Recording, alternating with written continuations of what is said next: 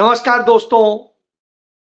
Conservative यानी रूढ़िवादी लोग दुनिया में लगातार आगे बढ़ रहे हैं, जीत रहे हैं, और डेमोक्रेटिक यानी लोकतांत्रिक लोगों की ताकत कम हो रही है। वो आपस में ही लड़के खत्म हो रहे हैं और पूरी दुनिया के लिए खतरे का संकेत है कि अब हिटलर के समर्थक उस जर्मनी में जीतने लगे जिस जर्मनी में सालों साल दूसरे विश्व युद्ध के बाद उन्हें बिल्कुल जनता ने बिल्कुल नकार दिया था। आज वो फिर उठ खड़े हुए, क्योंकि जो ये नई पीढ़ी आई है उसने वह संघर्ष नहीं देखा, वह दर्द नहीं देखा, वह निर्माण नहीं देखा, वह बर्बादी भी नहीं देखी।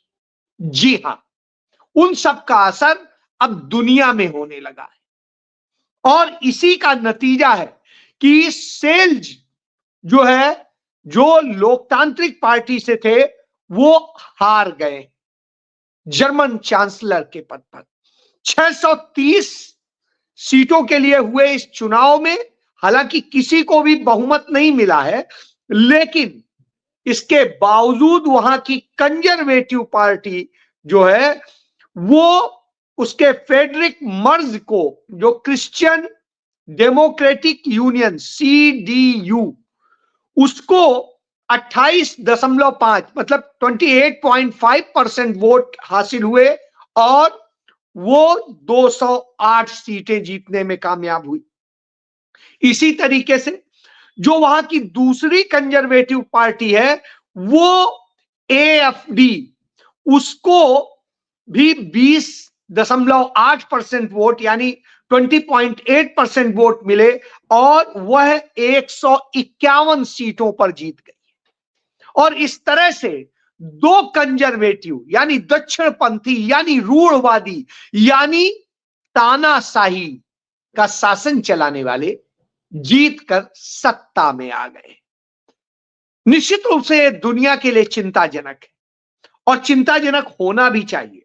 मैं ये इसलिए कह रहा हूं कि आपसे मैंने जिक्र किया था कि इटली, जो हिटलर का गुरु था मुसोलिनी, वो मुसोलिनी कहां का था? इटली का। तो वो इटली से मुसोलिनी की समर्थक पार्टी की इस समय प्राइम मिनिस्टर है मेलोनी, और जॉर्जियन मेलोनी वो कंजर्वेटिव्स को अमेरिका में हो रही एक मीटिंग में संबोधित कर रही थी और वहां कह रही थी कि अमेरिका के राष्ट्रपति डोनाल्ड ट्रंप और अर्जेंटीना के राष्ट्रपति जेवियर मिलेई और भारत के प्रधानमंत्री नरेंद्र मोदी और वो खुद जब जीतते हैं तो वामपंथियों को, नरमपंथियों को और कथित, वो कहती हैं कि लोकतंत्र प्रेमियों को बड़ी तकलीफ हो जाती है और वो कहते हैं लोकतंत्र खतरे में है। ये दोगला चेहरा है। हालांकि सच्चाई यह है कि लोकतंत्र को खत्म करने की जो साजिश सालों साल से चली जा रही थी, और इस साजिश का मेन काम चल रहा था अमेरिका से, क्योंकि अमेरिका असल में ताकत इसलिए पा सका क्योंकि वहां उसने जब पहुंचे हैं गोरे, तो गोरों ने वहां पहुंचने के बाद में वहां के मूल निवासी यानी आदिवासी, जिसे यहां पर भारत में यदि कहेंगे द्रविड़, आदिवासी और दलित समुदाय, ये समुदाय यहां का जो मूल निवासी है भारत का, उस पर जब आर्यन्स आए और उन्होंने कब्जा कर लिया, और हम नहीं कहते, वेद कह रहे हैं, वेदांत कह रहे हैं कि आर्यन्स बाहर से आए। आर्यन्स फिर आए कहां से? तो तुर्की के इर्द गिर्द से आए हुए लोग आर्यन्स दिखाई देते। पर्सिया जो है, ये सारे सब आर्यन्स है। उधर यदि आप देखें, हिटलर खुद को आर्यन मानता है।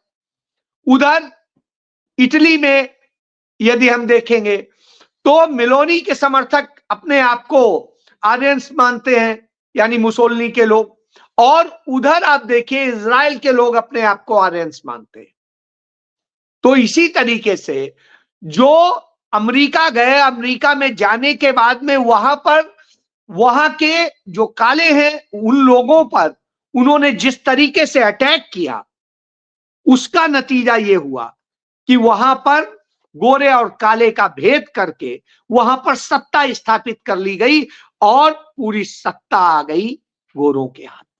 बहरहाल ये लंबी लड़ाई है, वहां के लोग खड़े हुए, लड़े भी, और उसका नतीजा यह हुआ कि वहां पर उसका जवाब मिला, कड़ा जवाब मिला और लगातार मिलता आया है।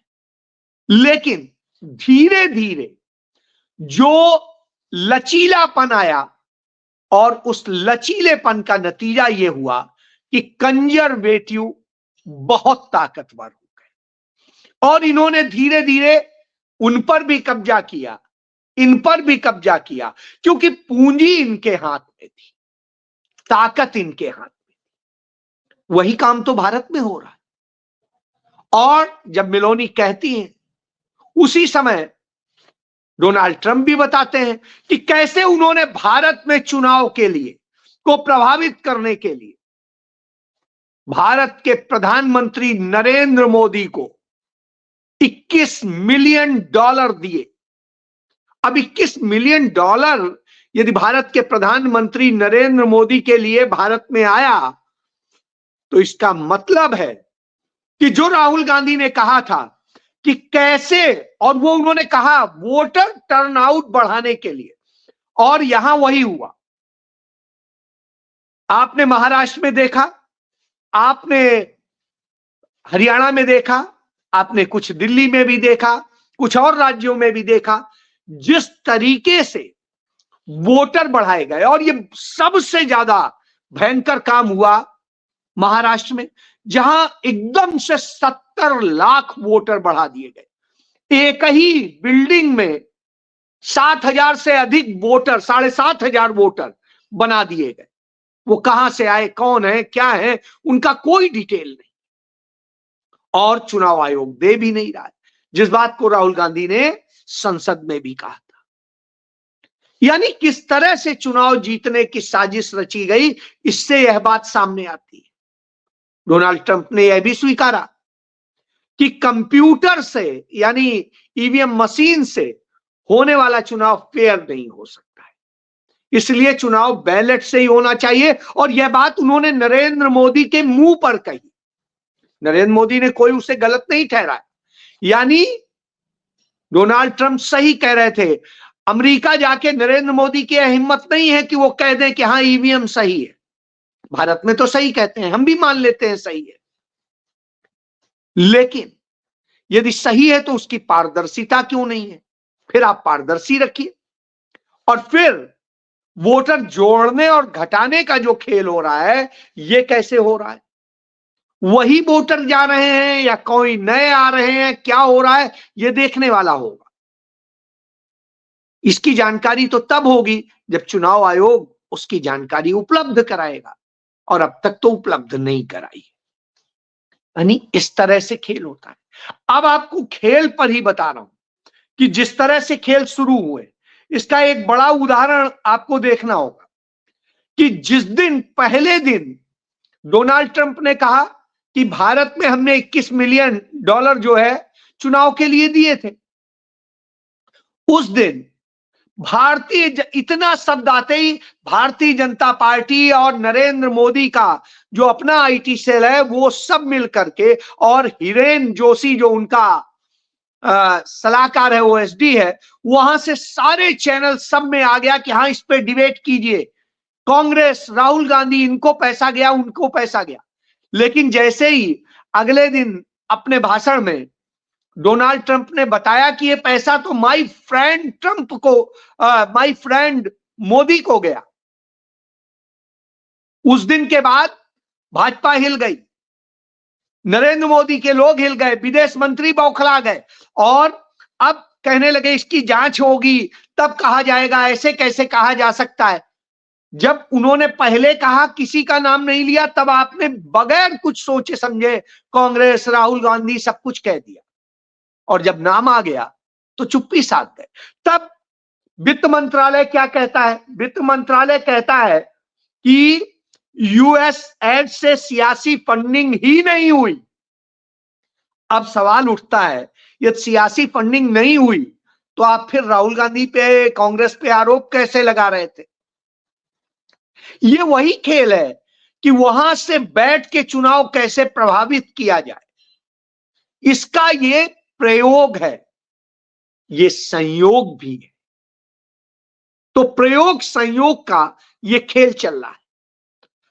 जो मेलोनी ने कहा उसको और इन सारी बातों को जब आप इसके सर्कमस्टेंसेस देखेंगे तो आप समझ जाएंगे कि क्या खेल हो रहा है। असल में ये फांसीवादी लोग किस तरह से सत्ता के लिए खेल करते हैं, और उसी का नतीजा है कि अब 4 के बाद एक 5वां भी कंजर्वेटिव यानी रूढ़िवादी आ गया है, जिसे कुछ लोग दक्षिणपंथी भी कहते हैं।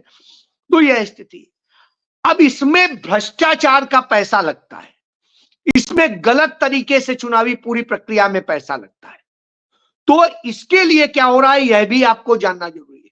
सुप्रीम कोर्ट ने अपने एक ऑर्डर में कहा कि भ्रष्टाचार रोकथाम कानून में हर मामले की प्रारंभिक जांच अनिवार्य नहीं है, यानी आप भ्रष्टाचार का आरोप लगाते रहो, ये प्राइमरी इंक्वायरी भी नहीं करेंगे। और ये बात सुप्रीम कोर्ट कह रहा है। तो जो बात कही जाती है, फांसीवादी कौन होते हैं? और जो राहुल गांधी ने कहा था कि अब बीजेपी आरएसएस से अकेले लड़ाई नहीं है, अब लड़ाई इंडियन स्टेट से भी। तो सचमुच इससे लग रहा है कि इंडियन स्टेट से लड़ाई है, और इंडियन स्टेट यानी सुप्रीम कोर्ट, यानी ईडी, यानी सीबीआई, यानी इनकम टैक्स, यानी पुलिस, यानी others agencies and all constitutional units and institutions. तो आप इससे समझ सकते हैं कि किस तरीके से ये साजिश रची जा रही है, और धीरे धीरे करके इन सब के जरिए आप देख रहे हैं चुनाव आयोग किस तरह से काम करता है और सब करता है। इसके बाद में जब देख रहे हैं कि कांग्रेस मजबूती के साथ खड़ी हो रही है, लड़ने को तैयार है, राहुल गांधी पूरा आक्रामक है। बता रहे हैं, राहुल गांधी ने बताया छात्रों को कि क्यों मोहन भागवत बार बार यह कहता है कि हिंदी पढ़िए, इंग्लिश को नकारिए, इंग्लिश को हटाइए, इंग्लिश के शब्द मत यूज कीजिए और सब कुछ। क्यों? क्योंकि यदि आप इंग्लिश पढ़ने लगे तो आप वैश्विक रूप से मजबूत हो जाएंगे, आपको दुनिया में जगह मिलने लगेगी, आप बड़े बड़े बोर्ड्स के सदस्य हो जाएंगे। इसलिए वो कहते हैं कि नहीं, लेकिन अपने बच्चों को, चाहे पीयूष गोयल हो, चाहे ठाकुर हो, चाहे राजनाथ सिंह हो, चाहे शिवराज सिंह चौहान हो, चाहे जिसकी भाजपा के लोगों की बात कर लीजिएगा, चाहे सुषमा स्वराज की बेटी हो, ये सब अपने बच्चों को सब विदेश पढ़ने भेजते हैं, अंग्रेजी पढ़ने भेजते हैं। लेकिन आपके बच्चे ना पढ़े, क्योंकि आप यदि पढ़ गए, आप पहुंच गए उन जगह, तो इनका खेल खत्म हो जाएगा। इनका फांसीवाद आपकी अज्ञानता पर है, आपके अनपढ़ होने और मजबूर होने पर है, और इसीलिए आपको ये मजबूर बनाना चाहते हैं। तो कांग्रेस इसी को लेकर के अप्रैल महीने में अपनी कार्यकारिणी की बैठक गुजरात में करेगी, और उसमें कांग्रेस जीवन प्राण के लिए जुटेगी कि अब इस देश को बचाने की ही लड़ाई लड़नी। बेलगावी में हुआ, और अब यहां आगे ये शुरुआत है कि कैसे फांसीवादियों और फांसीवादियों के एजेंटों को साफ करना है और सच्चे लोकतंत्र प्रेमियों को लेके आना है। तब क्या होता है? तब भारतीय जनता पार्टी उन नेताओं पे जो बाय डिफॉल्ट असल में पॉलिटिशियन, यदि आप देख लीजिए, राशिद अल्वी है, कांग्रेस पार्टी में ही है, लेकिन आप देखिए ये कांग्रेस के खिलाफ ही सबसे पहले 1989 से शुरू हुए थे, और उस समय राजीव गांधी के खिलाफ जनता दल में जनरल सेक्रेटरी थे ऑल इंडिया, और वहां से शुरू करी। 99 में ये लोकसभा चुने गए, अमरोहा से, और उसके बाद नहीं चुने गए। कांग्रेस ने इन्हें तब जगह दी जब इनको बीएसपी ने निकाल बाहर किया, 2 बार राज्यसभा भेजा। लेकिन अब ये कहते हैं कि कांग्रेस को जमीन से जुड़े नेताओं को किनारे लगाने से कांग्रेस को नुकसान हो रहा। आप खुद जमीन से नहीं जुड़े, आप एक विधानसभा नहीं जीत सकते, आप एक लोकसभा नहीं जीत सकते, और आप कह रहे हैं कि आपको ये चाहिए। वहीं शशि थरूर, उनको इस वक्त में जब केरल में चुनाव होना है तब उन्हें याद आ रहा है, आपको इंटेलेक्चुअल होने के कारण कांग्रेस ने जगह दी, अपनी मजबूत सीट से आपको टिकट दी और जिता के आपको बार बार सांसद बनाया। लेकिन जब देने की बारी आती है तो आप उसी ऐश की जिंदगी जीने की बात करते हैं। आप कहते हैं अमेरिका में आप ऐश की जिंदगी जी रहे थे, तो साहब राहुल गांधी भी ऐश की जिंदगी जी सकते थे, वो भी दुनिया की बड़ी फॉर्म में थे, वो छोड़कर आए इस देश के लिए और कष्टों भरी जिंदगी का चयन किया।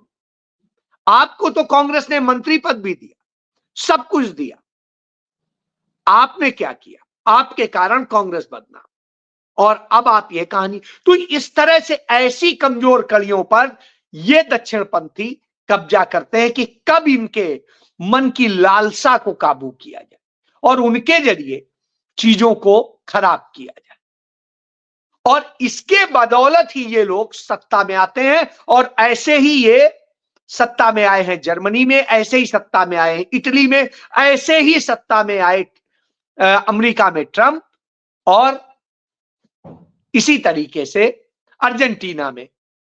तो आप ये खेल समझिए, यदि इससे आप बच गए और जी जान से जुट गए तो ये खेल खराब हो जाएगा।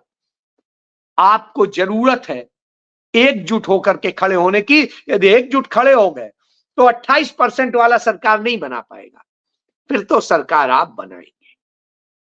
तो भारत में 38%, 37% है नरेंद्र मोदी वोट पाए, भाजपा पाई, और 37% पे वो सत्ता में, आप 62% पे भी सत्ता में नहीं।